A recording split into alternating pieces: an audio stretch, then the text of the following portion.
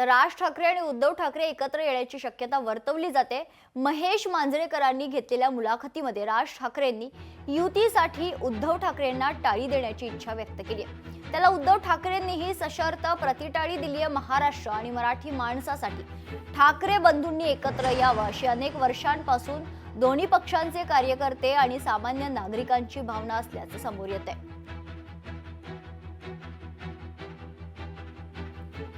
दरम्यान काय म्हणणं आहे मुंबईतील नागरिकांचं जाणून घेतलंय आमच्या प्रतिनिधी मीनाक्षी म्हात्रे यांनी।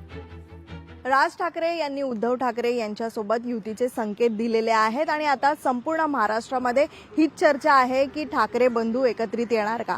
मात्र ह्यावरती सर्वसामान्यांचं काय म्हणणं आहे त्यांच्याशी आपण बातचीत करूया।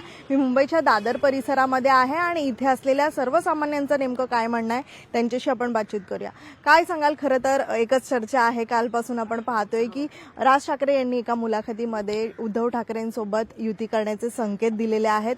आमचे वाद जे आहेत ते खूप शिल्लक आहेत, महाराष्ट्र खूप मोठा आहे।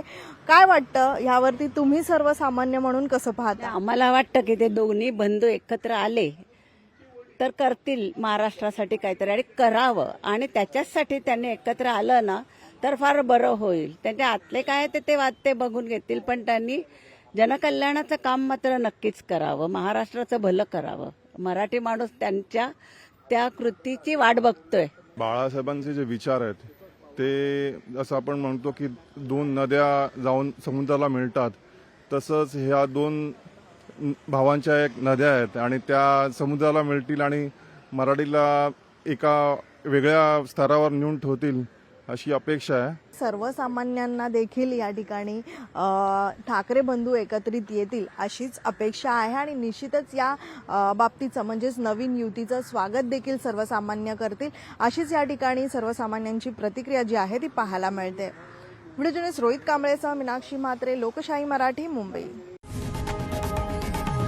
लोकशाही मराठी ऐका, पहा, जागरूक रहा।